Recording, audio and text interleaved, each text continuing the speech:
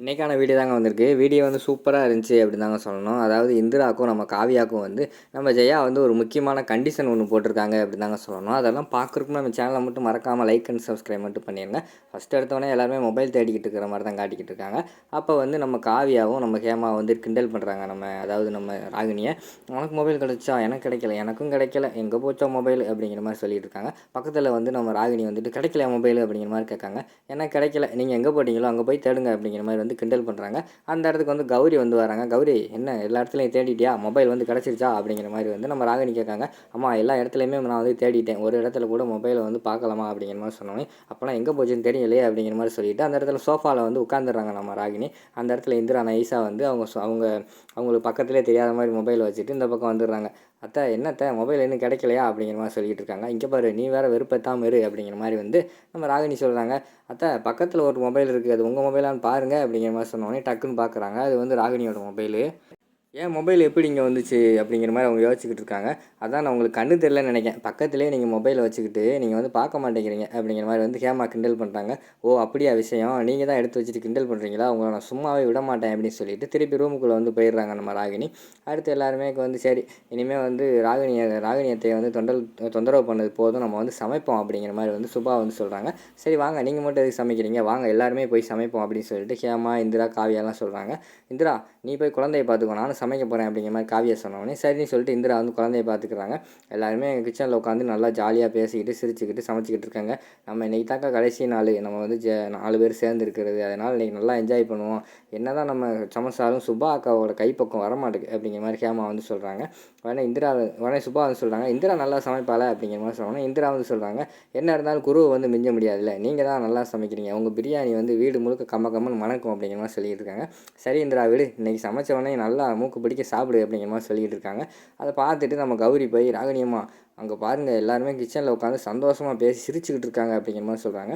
சிரிச்சுக்கிட்டு இருக்காங்களா, அப்படிலாம் இருக்கக்கூடாது, வா போவோம் அப்படின்னு சொல்லிட்டு போய் பார்த்தா கிச்சனில் எல்லாருமே சிரித்து பேசிக்கிட்டு இருக்கிற பார்த்துட்டு, அப்போனா குழந்தை உள்ளே தனியாக தானே இருக்கும், இவங்க என்ன பண்ணுறேன்னு பாருன்னு சொல்லிட்டு குழந்தை காலை பிடிச்சி போய் கிள்ளுறாங்க. பார்த்தா நம்ம இந்திரா அங்கே ஒரு பிளான் போட்டு வச்சுருக்காங்க. குழந்தை இருந்த இடத்துல ஒரு பொம்மையை வச்சு மூடி வச்சுட்டு குழந்தை எங்கிட்ட தூக்கி வச்சுருக்காங்க. அதை பார்த்தோன்னே நம்ம ராகினிக்கு வந்து பயங்கரமாக ஷாக் ஆயிடுது. இந்திரா குழந்தைய தூக்கிட்டு வந்தோடனே, என்ன ராகினியத்தை, குழந்தைய தேடி தானே வந்தீங்க, இந்தாங்க இந்த இருக்குது குழந்தை, கொஞ்சம் அப்படின்னு சொல்லிட்டு கிண்டல் பண்ணுறாங்க. அவங்க உன்னை நான் சும்மா விட மாட்டேன் அப்படின்னு சொல்லிட்டு விறுவிறுன்னு திருப்பி அந்த ரூமுக்குள்ளே போகிற மாதிரி காட்டிக்கிட்டு இருக்காங்க. சரி, கொஞ்சம் நேரம் கழித்து எல்லாருமே சமைச்சு வச்சுட்டு கொஞ்சம் நேரம் சாப்பிட போவோம், ரிஃப்ரெஷ் ஆக வெளியில் போயிடுறாங்க.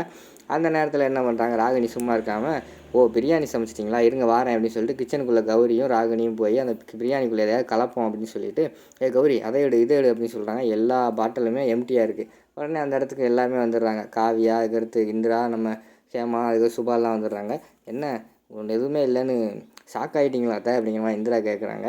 உடனே அமைதியாகவே இருக்காங்க நம்ம ராகினி. ஹேமா வந்து சொல்கிறாங்க, எவ்வளோ நாள் உங்கள் கூட சேர்ந்து என்னென்ன வேலை பண்ணியிருக்கேன் எனக்கு தெரியாதா, நீங்கள் என்னென்ன பண்ணுவீங்கன்ட்டு, அதான் எல்லாத்தையும் காலி பண்ணி வச்சிட்டோம் அப்படிங்கிற மாதிரி சொன்னோடனே அவங்களுக்கு அந்த இடத்துல மூஞ்சியே செத்து போச்சு. அந்த இடத்துல அவமானப்பட்டு திருப்பி ரூமுக்குள்ளே போகிற மாதிரி காட்டுறாங்க. அடுத்து பார்த்தா டக்குன்னு நம்ம காவியா இந்திராவை மட்டும் காட்டுறாங்க. நம்ம ஹேமா சுபா வந்து ஊருக்கு போகிற மாதிரி காட்டுறாங்க. நம்ம காவியா வந்து ஃபீல் பண்ணுறாங்க, என்ன இருந்தாலும் ஹேமா அக்காவும் சுபா அக்காவும் ஊருக்கு போனது ரொம்ப கஷ்டமாக இருக்குது அப்படின்னு சொல்லிட்டு ஃபீல் பண்ணிக்கிட்டு இருக்காங்க. அந்த நேரத்தில் வந்து நம்ம இவங்க இருக்காங்கல்ல, ஜெயாவும் ராமச்சந்திரனும் வந்துடுறாங்க.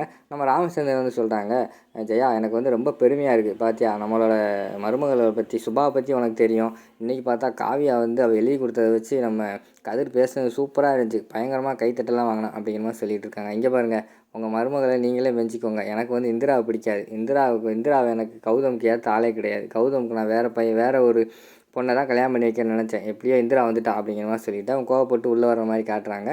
உள்ளே வந்தோடனே எல்லாருமே இருக்காங்க. வந்தோடனே நம்ம ராமச்சந்திரன் வந்து கேட்குறாங்க, என்னம்மா ஹேமாவும் சுபாவும் போயிட்டாங்களா அப்படிங்கிற மாதிரி கேட்டோடனே, ஆமாம்மாம்மா அவங்களுக்கு வந்து கரெக்டான நல்ல நேரத்தில் கிளம்பணும்னு சொல்லிட்டு போயிட்டாங்க அப்படிங்கிற மாதிரி சொன்னோடனே, அவங்க சொல்லிட்டு தான் கிளம்புனாங்க, இருந்தாலும் அவங்க இல்லாதது வந்து ரொம்ப கஷ்டமாக இருக்குது அப்படின்னு சொல்லிட்டு அவங்க ஃபீல் பண்ணிக்கிட்டு இருக்கிற மாதிரி காட்டுறாங்க. அடுத்து ராமச்சந்திரன் சொல்கிறாங்க, இப்போ தான் அம்மா குடும்பம் ரொம்ப சந்தோஷமாக இருக்கிற மாதிரி ஃபீல் ஆகுது அப்படிங்கிற மாதிரி சொல்கிறாங்க. உடனே நம்ம ஜெயா வந்து சொல்கிறாங்க, அதை எப்படி சந்தோஷமாக இருக்கணும் உங்களுக்கு மட்டும் தெரியுது அப்படிங்கிற மாதிரி வந்து சொல்கிறாங்க. ஏன் சந்தோஷமா இல்லையா, நம்ம வந்து பிரச்சனை இல்லாமல் சந்தோஷமாக தானே இருக்கோம் அப்படிங்கிற மாதிரி வந்து ராமச்சந்திரன் சொல்கிறாங்க. அதெல்லாம் இல்லை, நான் காவியா கிட்டேயும் இந்திரா கிட்டேயும் ஒரு முக்கியமான விஷயம் பேசணும் அப்படிங்கிற மாதிரி சொல்கிறாங்க. காவியா, இந்திரா 2 பேரும் என் ரூமுக்கு வாங்க அப்படின்னு சொன்னோன்னே இந்திரா கௌதம் வந்து சொல்கிறாங்க, போ இந்திரா அப்படிங்கிற மாதிரி அனுப்பி வைக்காங்க.